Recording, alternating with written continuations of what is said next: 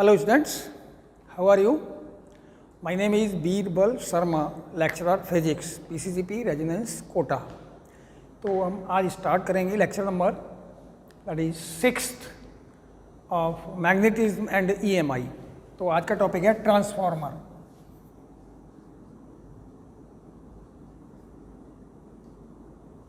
And loss in transformer.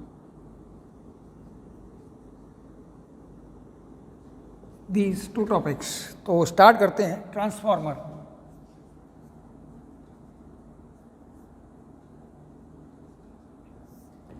It is used to increase alternating voltage और decrease the alternating voltage. ये alternating voltage को decrease और increase करने में use किया जाता है। Okay, it is used in AC, not in DC। तो व्हाट द कंस्ट्रक्शन क्या होता है इसका? It depends on its principle is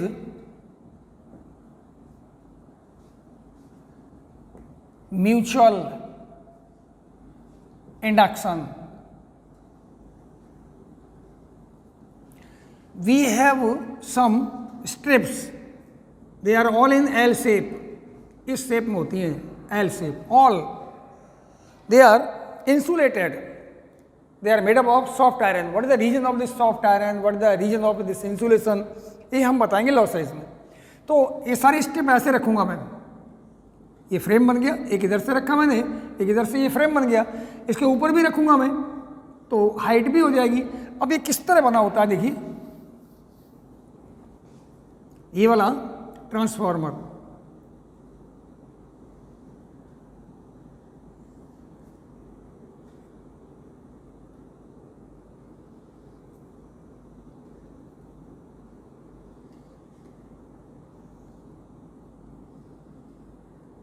The frame made up of soft iron with insulated strips. Okay,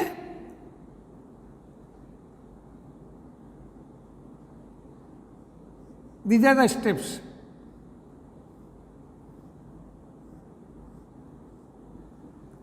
Same thing here.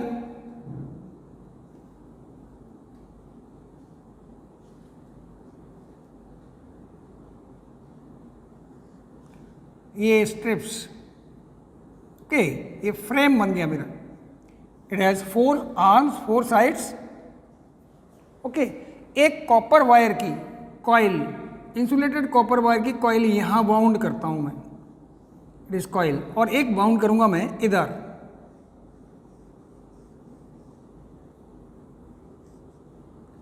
It is known as primary coil. It is known as secondary coil. मैं इसको input भी कह सकता हूँ, input, ये output. यहाँ जो भी वोल्टेज दे रहा हूँ उसे इंक्रीज या डिक्रीज करना है वो यहाँ कनेक्ट करूँगा मैं। It is used in AC। मान लीजिए इसमें किसी टाइम वोल्टेज है EP, नंबर ऑफ टर्न्स, मैंने टर्न किए यहाँ पे NP, ये सेकेंडरी है, इट इज NS। यहाँ मुझे वोल्टेज मिलेगा, ये है suppose eight that time ES। EP is the input voltage. मैं यहाँ कह सकता हूँ इट इज इनपुट, और ये वाला है output. Is clear? It is made up of soft iron by strips, insulated strips. तो what is the reason of soft iron and why they are insulated? ये रीजन हम बताएंगे energy loss and transformer. Okay, तो सबसे पहले start करते हैं। जैसे ये मान ली किसी टाइम इसमें है EP voltage, at that time what is ES voltage. तो change in flux, change in flux in both the coils, in both the coils, because it is AC कुछ ऐसा होता है ना, ये पॉजिटिव होगा फिर नेगेटिव, इट इज वेरिएबल, तो करंट विल चेंज, 0 होगा, मैक्सिमम होगा, फिर डायरेक्शन चेंज होगा, फिर 0 maximum. Coil is delta phi in time delta t, then by Lange and Faraday law,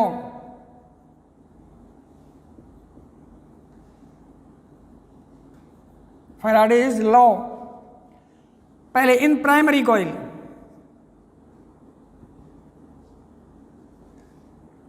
what is EP will be equals to minus NP into delta phi y delta T, number one. Same thing in secondary coil. In secondary, ES will be equals to minus NS delta phi y delta, minus shows the Lange law, or delta phi y delta T, it is Faraday law. It is number two. अब याद रखिए, change in flux in both the coil is same, जितना flux इसमें change होगा उतना ही इसमें change होगा। Okay, on from 1 and 2 divide कर दूं तो EP upon ES that is equal to NP upon NS, it is the main formula number A. अब देखिए क्या है ये, what are the number of turns in secondary coil and primary coil, it depends on my choice. मैं ये number turn ज़्यादा कर सकता हूँ इसमें कम, या इसमें ज़्यादा कर सकता हूँ इसमें कम। तो क्या होगा देखिए, case first, the case one,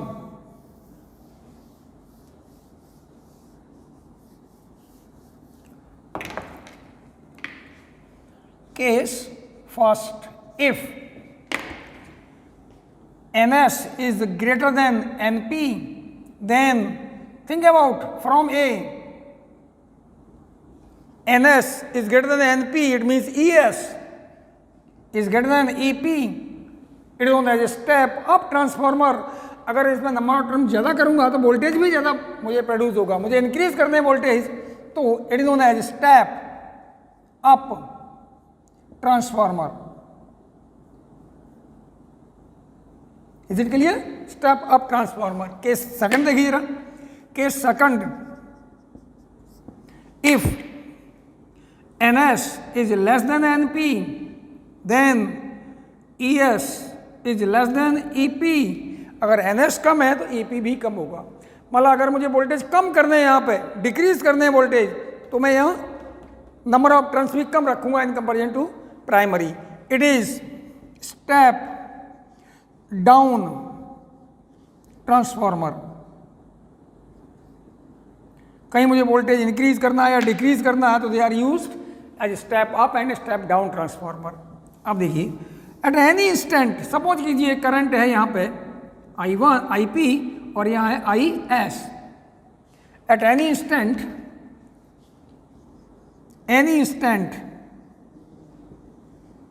current in primary is IP and in secondary current is IS। तो for ideal transformer is power in input and power output must be equal, there is no loss for ideal transformer, means there is no loss of energy,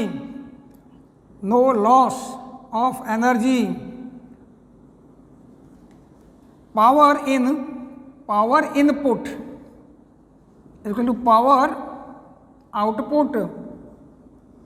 input को IPI और it is PO लिख सकता हूं मैं। तो you तो very well, power is I into V। Power के बहुत सारे फॉर्मूले किए थे हमने। पावर लिखा था इलेक्ट्रिक पावर IB I²R लिखा था ना, V²/R। तो PI is equal to PO। PI means current in primary and voltage EP into IP that equal to ES into IS। यहाँ कर सकता हूँ what is EP upon ES that equal to IS upon IP।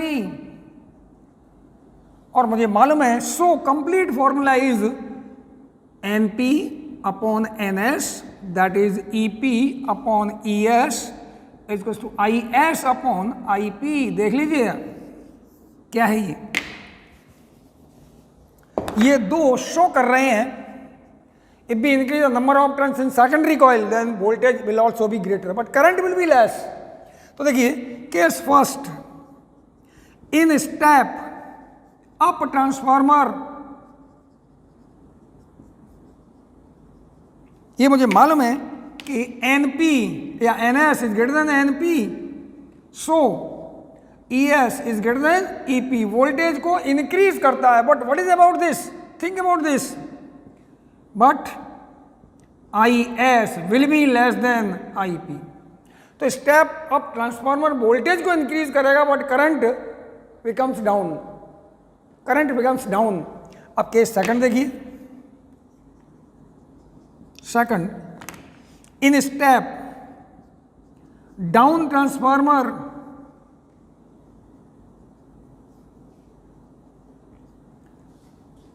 NS is less than NP, so ES is less than EP, voltage कम हो जाएगा, but IS is greater than IP, voltage को current को increase कर देगा, voltage down करेगा but current will increase. It is step down transformer. Now think about power, that is efficiency of transformer. Efficiency means output upon input. मैं input में कितना power दे रहा हूँ और आउटपुट में कितना मिल रहा है मुझे, अगर इक्वल है that is 100% efficiency of transformer. It is the ratio of efficiency is power output, जितना मिल रहा है मुझे, upon power input. Means efficiency is PO upon PI. Efficiency percent, that is PO upon PI into 100. If PI is equals to PO, then eta will be how much? 100%. There is no loss of energy. Okay, clear है ना? अब हम लेते हैं इसका, याद रखना, it is used. चलिए एक क्वेश्चन लेते हैं पहले. Number 1 question,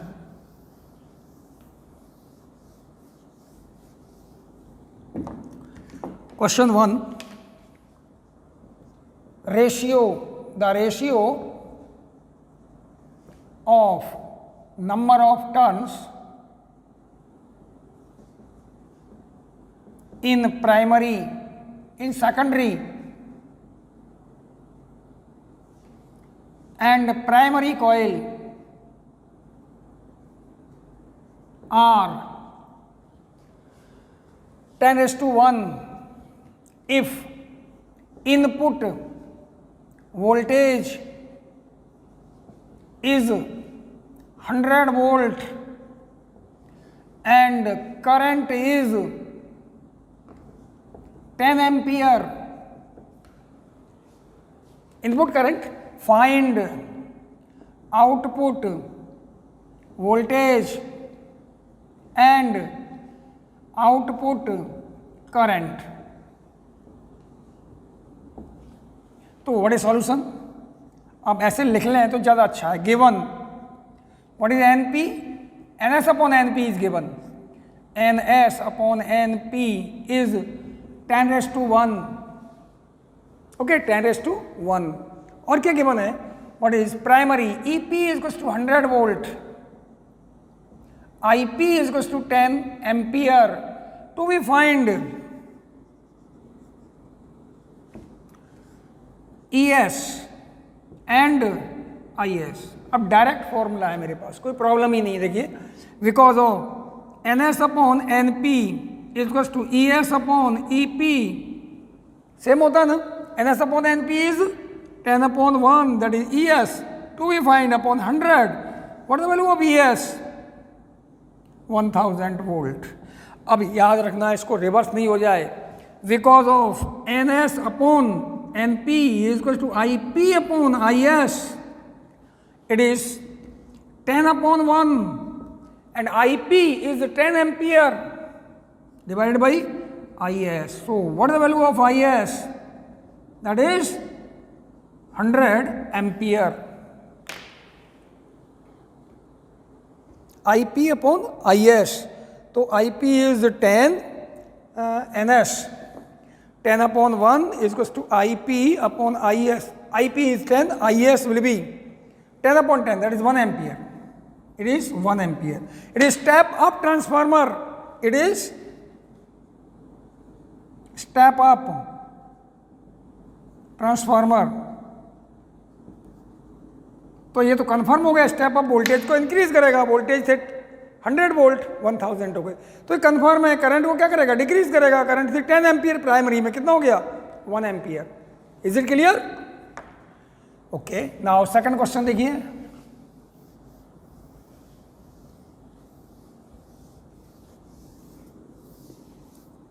question 2.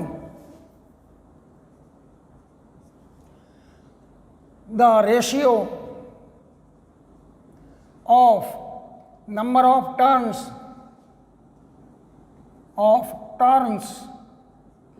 in primary and secondary coil is 1:10. Okay, if primary coil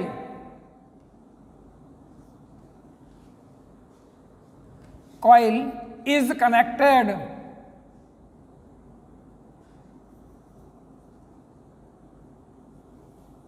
connected to a battery of 10 volt, find output voltage. Solution. In primary coil, EP is equals to 10 volt, but it is DC, direct current. AC transformer is used to increase or decrease the alternating voltage. So it will not work in DC. DC में work नहीं करेगा, flux ही change नहीं होगा. So potential EMF in secondary ES will be how much? 0. It is the answer. ध्यान रखिए इसको. It is only used in secondary. is alternating voltage को increase या डिक्रीज करता है. Energy loss in transformer, most important. Energy loss in transformer, ये module में नहीं है लेकिन फिर भी बहुत इंपॉर्टेंट है, मोस्ट इंपॉर्टेंट. चलिए देखते हैं. There are 4 type of loss. Number 1 is copper loss, Cu loss. Number 2 is flux leakage loss due to flux leakage. Number 3rd is eddy current loss.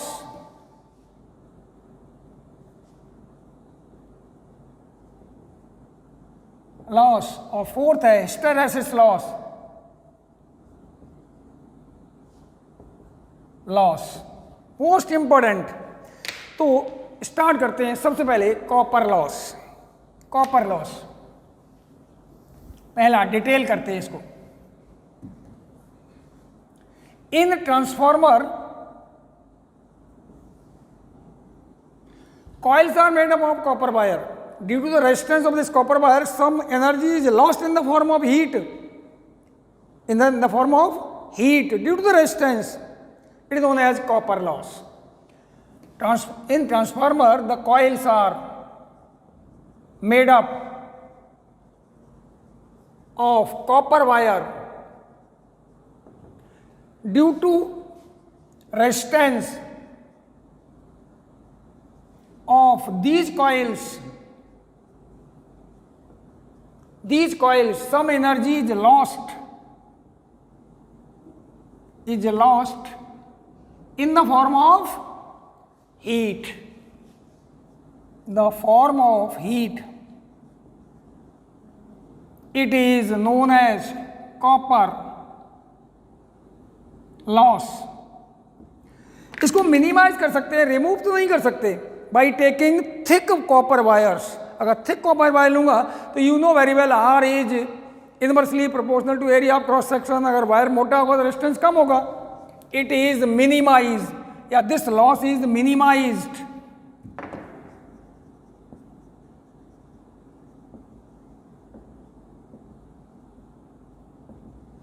by using thick copper wires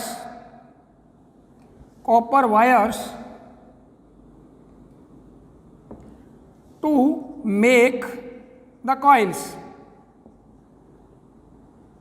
Is it clear?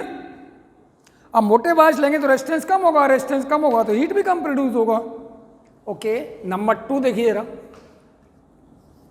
Second, loss due to flux leakage. देखिए हमने ये मान लिया था, याद होगा transformer में क्या किया था हमने. ये ट्रांसफार्मर, ये एक प्राइमरी कॉइल, ये वाली थी secondary coil. It is connected to EP. हमने ये माना था दोनों अलग अलग फ्रेम उस पर कोर पर है. ये इट इज फ्रेम. तो यहां जो फ्लक्स डेल्टा फाई चेंज हो रहा है, यहां भी वही फाई हो रहा है. It not possible. क्यों पॉसिबल नहीं है? जो लाइन ऑफ फोर्स देखिए यहां से जा रही है, ये line of force, it not compulsory कि वहां से भी जाएगी, यहां से पास हो जाएगी. हो सकता है ये वाली इससे पास हो, ऐसे जाएगी. तो नॉट कंपल्सरी कि लाइन ऑफ फोर्स जो इस कॉइल से पास हो रही है वो इससे भी पास होगी. It means the change in flux in secondary coil definitely less than primary coil. देखो, two coils are made up on two different cores. So flux in secondary coil will be less, change in flux in secondary coil will be less than in primary coil. So change in flux in secondary coil will be less than that of primary coil.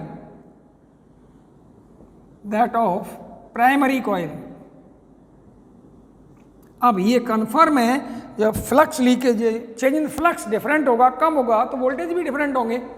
So due to this flux leakage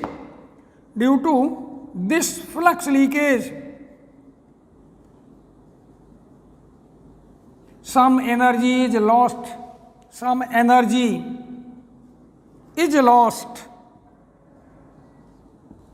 This loss is removed. Complete खत्म कर सकते हैं. This loss is removed by making both the coils on same core. एक ही core पर अगर दोनों coil बनाऊंगा तो ये फ्लक्स लीकेज नहीं होगा. अब देख लीजिए क्या है. ये मैंने रॉड्स ले ली, इंसुलेटेड रॉड्स. क्लियर है ना? ये बंडल बना दिया मैंने इसका, एक ही कोर पर बना दिया मैंने. अब देखिए, प्राइमरी कॉइल मैं यहां बनाऊंगा. It is primary coil. Insulated बाहर तो कोई फर्क ही नहीं पड़ेगा. It is primary coil. Secondary भी मैं इसी के ऊपर बनाऊंगा. ऐसे देखिए, it is secondary coil.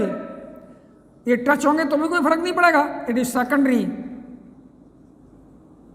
Coil.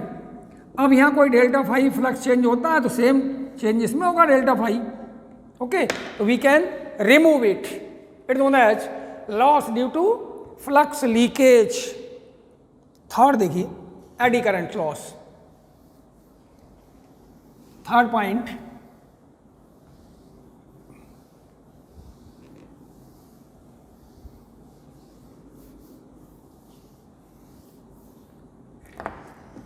AD current loss.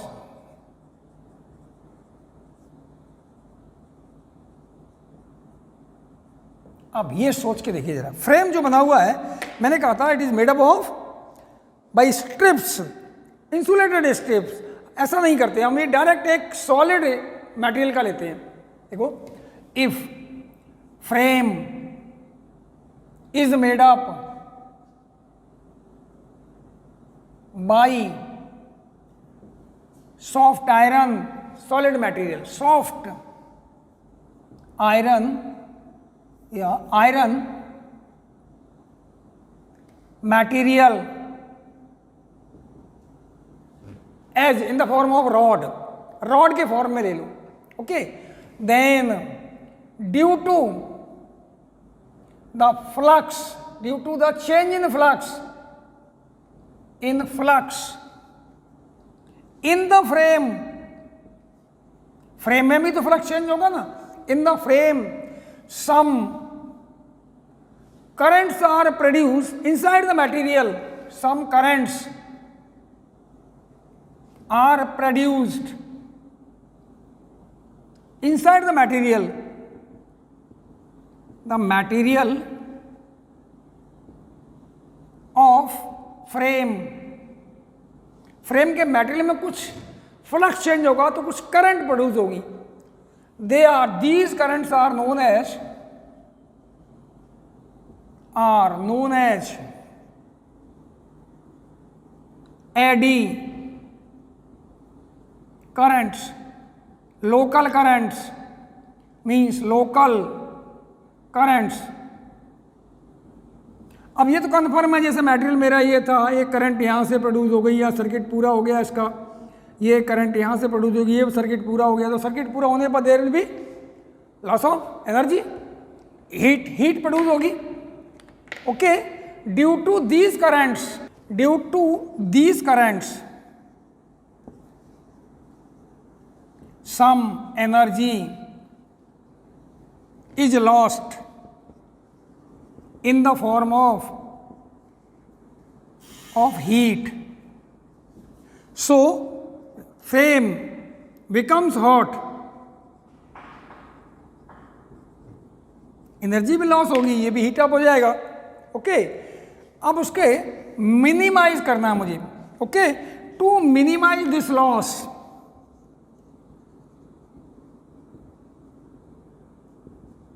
Loss, frame is made up of insulated strips, for example मेरी स्ट्रिप ये थी एल शेप में, ओके। अब एक मैंने इधर रख दिया, इसको दो स्ट्रिप ऐसे रख दी मैंने, ओके। अब ये इंसुलेटेड है, इसके ऊपर भी स्ट्रिप रखूंगा, तो इसका मतलब एक का अगर स्ट्रिप में करंट, एडी करंट प्रोड्यूस हो भी रहा है, तो दूसरी करंट दूसरी स्ट्रिप में जाके ऐड नहीं होगा, वो होगा तो बहुत कम लॉस होगा, ही मिनिमाइज कर सकते हैं, we can not remove it, okay. This is eddy current loss. ये बिल्कुल वैसे ही है जैसे रिवर फ्लो हो रही है, रिवर फ्लो हो रहा है, वाटर चलते चलते एकदम घूमने लगता है, भंवर, that is eddy. Same thing, metal के अंदर भी कुछ करंट प्रोड्यूस हो जाती हैं, okay. Now the third loss is most important, fourth is hysteresis loss. Now what is hysteresis loss? Now think about the solenoid. solenoid के बारे में सोचते हैं पहले। देखिए, ये है मेरा solenoid, ओके। ये एयर है यहाँ पर, और यहाँ मैंने ये करंट फ्लो किया, तो जो फील्ड प्रोड्यूस होगा V1 equal to mu naught N I, confirm. आगे देखिए, अगर मैं इसमें कुछ मटेरियल रख दूं अंदर, तो ये भी तो मैग्नेटाइज हो जाएगा ना, मैग्नेटाइज। तो due to material, that is material में भी होगा B2, क्या होता है, mu naught N I, it is mu means permeability of medium. तो फिर से देखिए, due to the geometry of the coil, geometry of the solenoid, how many turns are there, how much current is there, जो field produce होता है उसको मैं लिखता हूँ B1 से, ओके। और जो मटेरियल से हो रहा है उसको लिखता हूँ B2 से। Is it clear? तो देखिए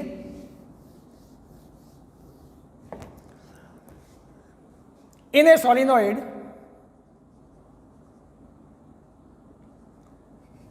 N magnetic material is inserted inside it, and a magnetic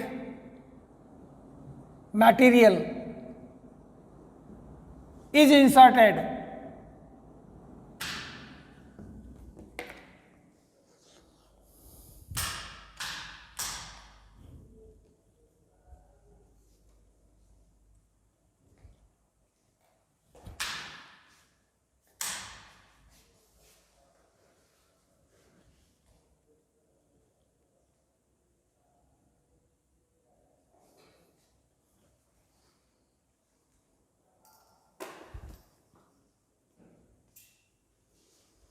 okay, magnetic material inserted, then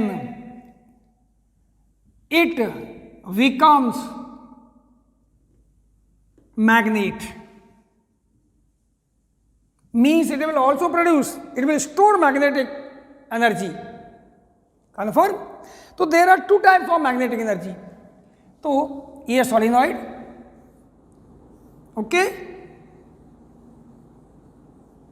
current मैंने फ्लो किया यहां पर आई, और ये मटेरियल है, ये magnetic material, it is magnetic material.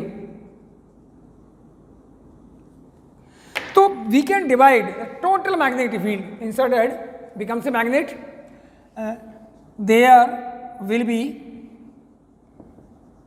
To magnetic fields, number one is due to the geometry of coil or solenoid, इसको लिखता हूं मैं B1, that is how many turns are there, how much current is there and so on etc. और second point है the magnetic field due to the magnetic material, magnetic field due to magnetic material,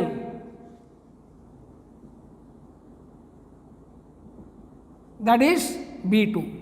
दो field हो गए मेरे पास, B1, याद रखना B1 is due to the geometry, अगर current को इंक्रीज करूंगा तो B1 इंक्रीज होगा, ओके। इनिशियली जब इंसर्ट किया तो ये 0 था, और जैसे जैसे करंट इंक्रीज होगा ये भी मैग्नेटाइज होगा, ये भी बढ़ता जाएगा, लेकिन याद रखना ये एक लिमिट तक ही मैग्नेटाइज हो सकता है। एक वन एंड बनेगा नॉर्थ पोल, सेकंड एंड बनेगा साउथ पोल। तो if we plot the graph between B1 and B2, B1 the graph between B1 and B2, याद रखना B2 due to material is curve. कैसा कर्व होगा ये देखो, here is B1 due to geometry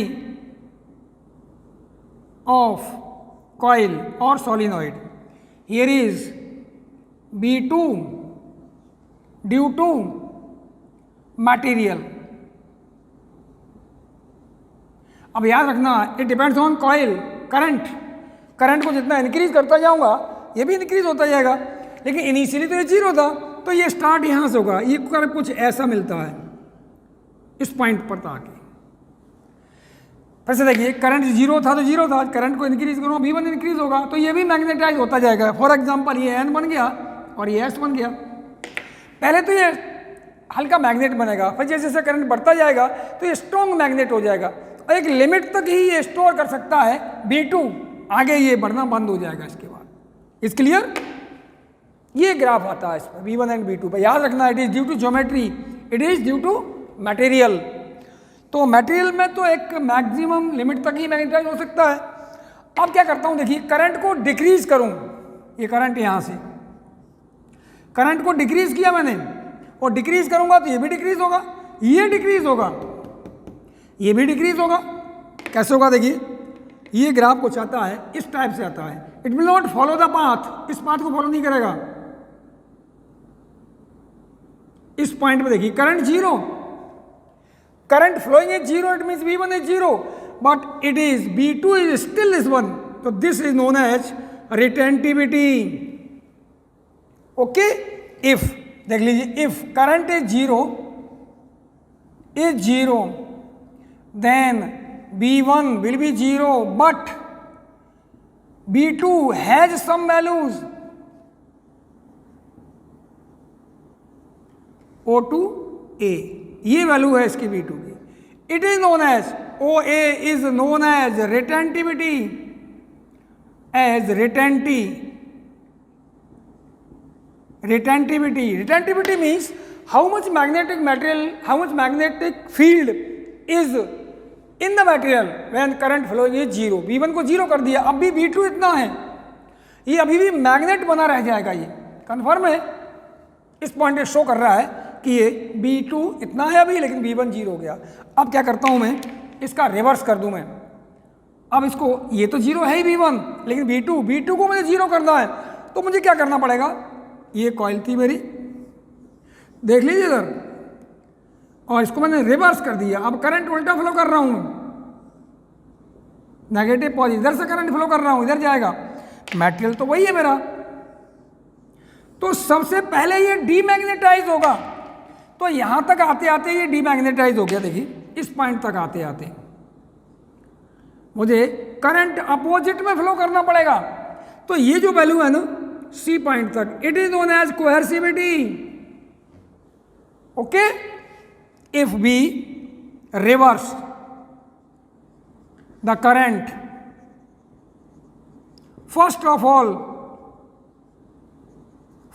all the material becomes demagnetized, the material becomes demagnetized,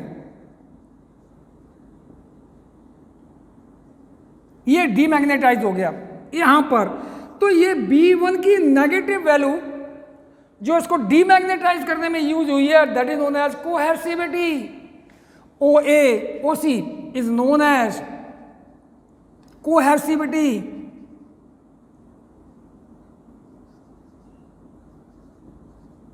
Cohersivity मतलब the value of B1 due to which B2 becomes 0 is known as cohersivity।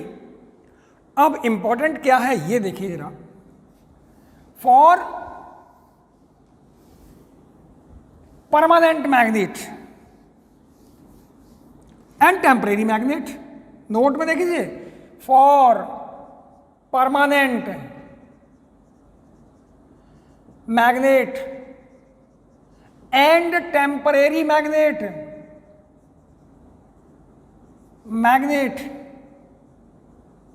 Retentivity must be high, strong होना चाहिए ना magnet, retentivity must be high, ये बहुत important है। But for permanent magnet what will be the value of coercivity? For permanent magnet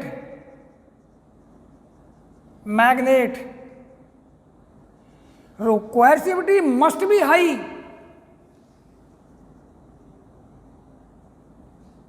must be high, ये तो high होना चाहिए जिससे कि जल्दी डीमैग्नेटाइज ना हो। बट फॉर टेम्पररी मैग्नेट जल्दी डीमैग्नेटाइज हो जाए, coercivity must be low. But for temporary magnet retentivity must be low. फिर से देख लीजिए भाई, टेम्पररी मैग्नेट हो या स्ट्रॉन्ग मैग्नेट हो, वो तो स्ट्रॉन्ग होना चाहिए, तो रिटेंटिविटी ज़्यादा स्टोर करके रखेगी, वो ज़्यादा स्ट्रॉन्ग होगी, तो दोनों के लिए हाई होनी चाहिए। बट कोहेर्सिविटी होता है मैग्नेटिक फील्ड की वो वैल्यू जिससे कि डीमैग्नेटाइज हो जाए, तो परमानेंट के लिए तो हाई होना चाहिए, इससे डीमैग्नेटाइज हो ही नहीं है। बट लेकिन टेम्परेरी के लिए जल्दी डीमैग्नेटाइज है तो कोएर्सिविटी मस्ट बी लेस। अब आगे देखिए, ये तो मैंने करंट को, अब क्या होगा, अगेन से स्टार्ट होगा, ये डीमैग्नेटाइज हो गया, अब उल्टा स्टार्ट होगा, ये बनेगा एन और ये बनेगा एस। तो मैं आगे बढ़ाऊंगा तो ये ग्राफ कुछ ऐसे आता है, फिर complete graph, it is complete graph. Again coercivity, ये भी कोएर्सिविटी होगी ए डैश, सॉरी रिटेंटिविटी ये भी होगी सी डैश, कोएर्सिविटी जस्ट अपोजिट इसके। ये जो कर्व है that is the B1 B2 curve, BH curve. Okay, अब खास बात क्या है देखिए, the area of this curve shows the loss of energy in one cycle. What do you mean one cycle? ये मैग्नेट बना था, डीमैग्नेटाइज हुआ, अपोजिट मैग्नेट बना, फिर वही सेम उसमें आ जाएगा डीमैग्नेटाइज होके। In one cycle for unit volume unit material का unit volume, this is the area of this curve shows the loss of energy in one cycle for unit volume. okay, energy loss को show करता है ये unit volume, material का volume, energy loss. Okay, अब देखिए ये है steel के लिए। अगर मैं सॉफ्ट आयरन के लिए लूं तो थोड़ा ऐसा आता है, ये कर्व छोटा आता है, ये soft iron it is for steel. देखिए, this area is less for soft iron, so frame of transformer is made up of soft iron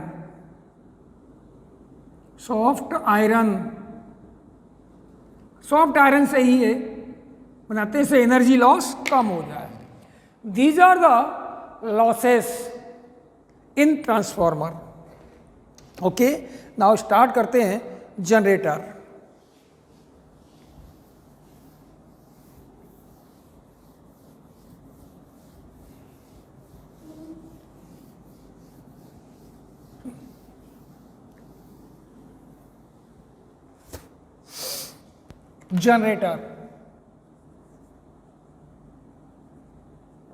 okay, the device which convert mechanical energy into electrical energy known as generator. The device which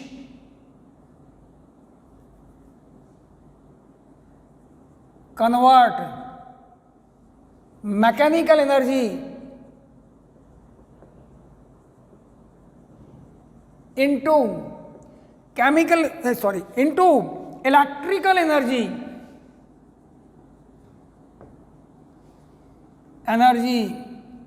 is known as generator. Actually ये जो नाम है ना, it is wrong. ये generate थोड़ी करता है, convert करता है। इसका सही नाम है डायनमो।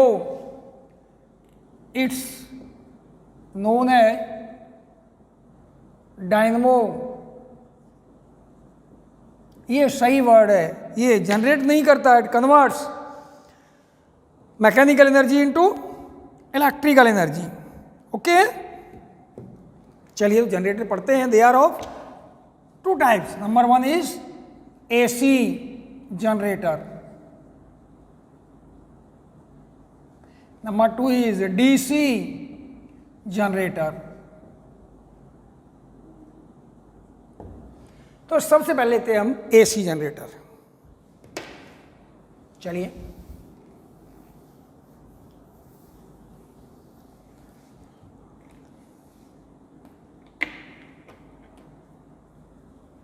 AC जनरेटर क्या क्या, how many parts are there. पहला पार्ट है इसका, देखिए, इट इज फील्ड मैग्नेट, ये नॉर्थ पोल और ये वाला है इसका south pole. First part is field magnet. Okay, अगर मुझे कम वोल्टेज मॉडल बनाना है जनरेटर का, कम वोल्टेज प्रोड्यूस करने हैं, तो we will take permanent magnet. और हाई वोल्टेज प्रोड्यूस करने हैं, they must be temporary, means electromagnet. तो फर्स्ट पार्ट है इसका फील्ड मैग्नेट्स। Is clear?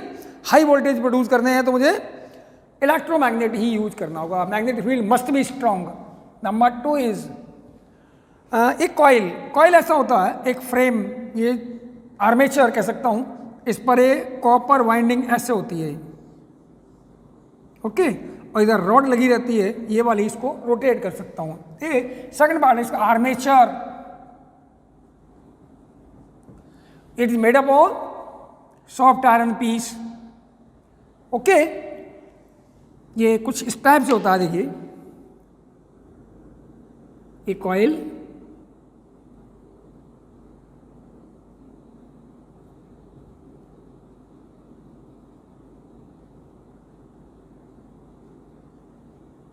और यहां लगा रहता है इसका शाफ्ट, ये वाली, इस पर रोटेट कर सकती है। ये तो कॉइल है, आर्मेचर मीन्स कॉइल, ये है shaft. Third point is shaft. Okay, fourth point है इसका, देखिए ये होते हैं स्लिप रिंग्स। एक ये वाली स्लिप रिंग है, they are hollow metallic cylinders, और ये अंदर से जाएगा इसके, एक इधर वाला होगा स्लिप रिंग। याद रखना, it is connected at this point, यहां कनेक्टेड है ये, और ये इस पॉइंट पर कनेक्टेड है। बीच में ये शाफ्ट जा रही है, ये वाली, इस पर ये रोटेट कर सकती है।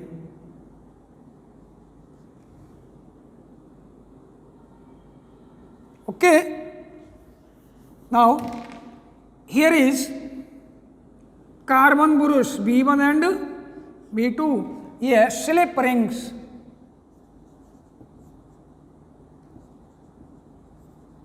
S1 and S2, it is S1, it is S2।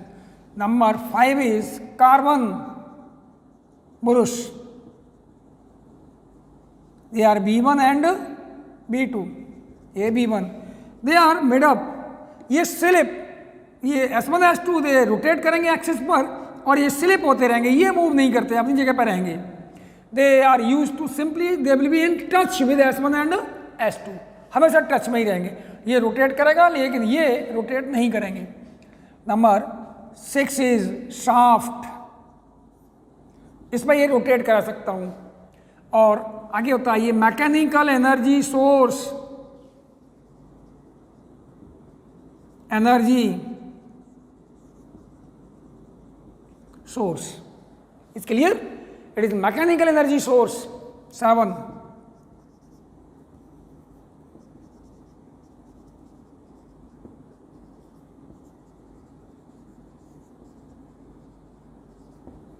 is it clear?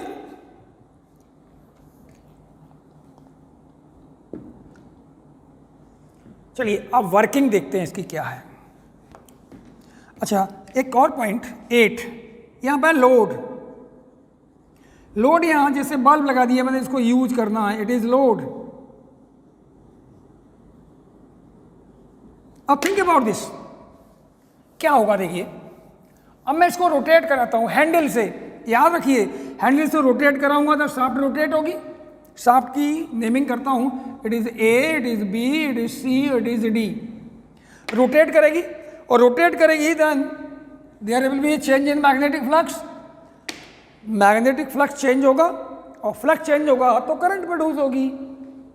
Okay, और करंट प्रोड्यूस होगी, that is induce current. Induce current का डायरेक्शन कैसे देते हैं? By Fleming's left hand rule. Fleming's right hand rule. Fleming's left hand तो force के लिए था, right hand rule. Is it clear? अब देखिए, मैं ये बताना चाह रहा हूँ आपको फ्लक्स चेंज कैसे होगा। चलिए मैं इसको रोटेट करा रहा हूँ, देखिए इनिशियली ये था नॉर्थ पोल और ये थी कॉइल ऐसे, ए बी सी और डी। फ्लक्स मैक्सिमम होगा प्लस मैक्सिमम, ऐसे वाली है ये नॉर्थ पोल है south pole, lines of force ऐसे एंटर कर रहे होंगे, मैक्सिमम जा रहा होगा। लेकिन अगर 90 रोटेट करा दूं तो ऐसे हो जाएगा, फ्लक्स विल बी जीरो। अगर 90 रोटेट करा दूं तो it becomes in this way, 90 degree rotate करने पर flux will be how much, ऐसे था ऐसे हो गया। अब फ्लक्स ऐसे करके नहीं एंटर कर सकता, फ्लक्स तो ऐसे जाएगा, तो फ्लक्स विल बी जीरो। याद रखना 90 रोटेट कराया है, it is A, it is B, it is C, it is D. 90 और रोटेट करा देता हूँ, 180 करता हूँ, अब पोजिशन क्या होगी, जस्ट अपोजिट हो जाएगा, साइड्स विल इंटरचेंज। ये था मेरा पहले ये, अब मैंने ऐसे किया, अब करूंगा तो ये हो जाएगा, साइड्स विल इंटरचेंज। जो फेस इधर था वो फेस इधर आ जाएगा, तो साइड्स विल इंटरचेंज, ये आ जाएगा ए, ये बी, ये सी और ये D, it will be the position. At this time flux maximum होगा बट नेगेटिव, नेगेटिव मीन्स दूसरे फेस से एंटर कर रहा होगा। अब 270 रोटेट कराता हूं तो वही पोजीशन 270, ये पोजीशन आ जाएगी फिर ए बी सी और डी। अगेन फ्लक्स कितना आ जाएगा, 5 विल बी जीरो। अगर मैं 360 रोटेट करा दूं तो क्या होगा, वो पोजीशन आ जाएगी फर्स्ट वाली, A B C D at south pole, flux again maximum. देख लीजिए, on the rotating the coil in the magnetic field there is a change in magnetic flux. और ये हम पढ़ चुके हैं, if there is a change in magnetic flux then induced current will produce. मैं direction देखना चाह रहा हूँ, what is the direction, think about this conductor. इस कंडक्टर के बारे में सोचिए, इस पूरी कॉइल को 4 पार्ट में डिवाइड कर देता हूँ मैं। अगर एक पार्ट में मुझे करंट मालूम पड़ जाए तो we can find the total direction current. तो देखिए इसके बारे में सोचिए, बी सी ये ऐसे रोटेट कर रही है, कंडक्टर बी सी ये अंदर की तरफ जा रहा है, मान लीजिए ऐसे रोटेट कराया मैंने, ऐसे वाला। तो थिंक अबाउट दिस साइड, ये वाली ये ऐसे रोटेट कर रही है, तो वेलोसिटी होगा inside by right hand, it is B, तो बी तो ऐसे होगा और रोटेट कर रही है अंदर की तरफ।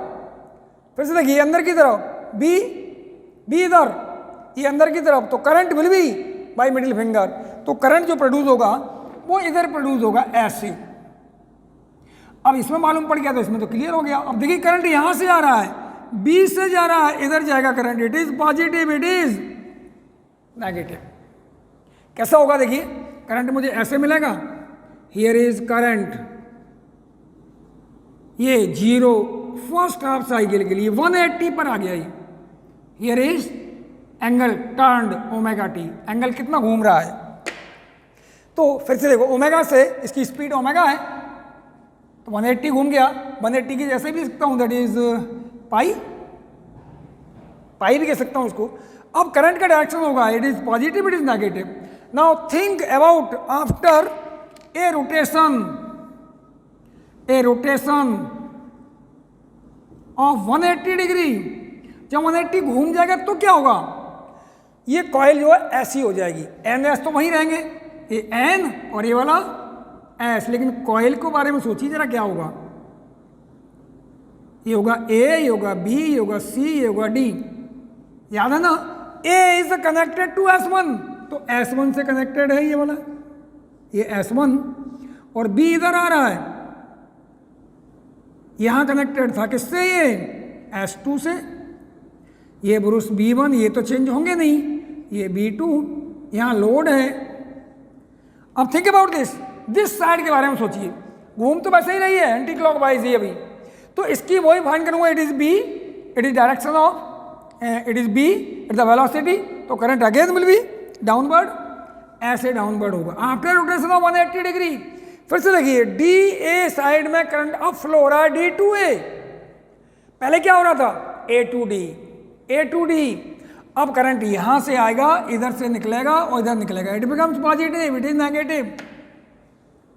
देख रहे हैं ना, पहले हाफ साइकिल में ये पॉजिटिव था, V2 ये नेगेटिव था, दूसरे हाफ साइकिल में V1 पॉजिटिव है, V2 नेगेटिव है, इसका मतलब करंट का डायरेक्शन जस्ट रिवर्स हो जाएगा, कितने पर, 2 पाई पर, ये पॉजिटिव है negative, it is known as alternating current. ऐसे आगे मिलता जाएगा, मुझे घूमता रहेगा तो ये कंप्लीट होता रहेगा। एक चीज याद रखना, जब कॉइल ऐसे थी, flux passing is maximum, then the current will be 0। ये चीज याद रखना, when flux passing through coil is 0, then current will be maximum। Flux 0 हो तो करंट मैक्सिमम होगा, इसका उल्टा भी सही है। when flux is 0, then flux is 0, then current will be maximum। if flux is maximum, then current will be 0। अब याद रखिए, मैंने पहले कॉइल ये ली थी, इधर से एंटर कर रहा था, फ्लक्स मैक्सिमम था, 0 से स्टार्ट किया, लेकिन जैसे ही ये पोजीशन से ऐसे आएगा तो फ्लक्स 0 हो गया, अब करंट मैक्सिमम होगा। 90 पे मैक्सिमम था, 90 डिग्री पर, ऐसे ये वाला 90 रोटेट किया तो ये वाला 90 आएगा, π/2। Here is π/2, here is 2π, that is 3π/2। तो यहाँ पर मैक्सिमम होगा π/2 में, 90 रोटेशन पर 270 पर मैक्सिमम होगा, but direction will be just reverse. अब थोड़ा सा देखिए, ये जो इंपॉर्टेंट लिखा है मैंने, इट इज मोस्ट इंपॉर्टेंट, यही इंपॉर्टेंट है। क्यों होगा ऐसा, सोच के देखो जरा, ये वाला बहुत इंपॉर्टेंट, बताता हूँ मैं क्या होगा। देखिए, do you know flux phi is equals to, flux phi is equals to BA और क्या था, cos थीटा, और number of turns is n।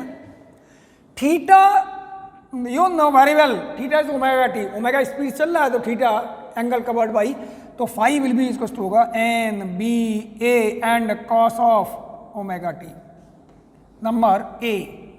I want to find the EMF कितना प्रोड्यूस होगा, तो on differentiating with respect to T, तो आएगा d∅/dt। देख लीजिए, d∅/dt is equal to NBA, कर सकते हैं आप, sine of omega t minus omega, आप कर सकते हैं ये, अदरवाइज फॉर्मूला लिखूं क्या, चलिए आ जाएगा ये, नेगेटिव किधर ले लूँ, माइनस का d∅/dt that equal to NBA omega and sine of omega T.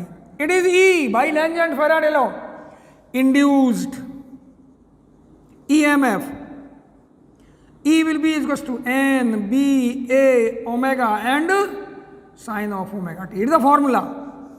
अब it will vary with omega t. Vary करता रहेगा, सोच के देखिए जरा। If omega t is 90 degree, then what is the value of E? NBA omega, that is peak value or maximum value, maximum value और peak value.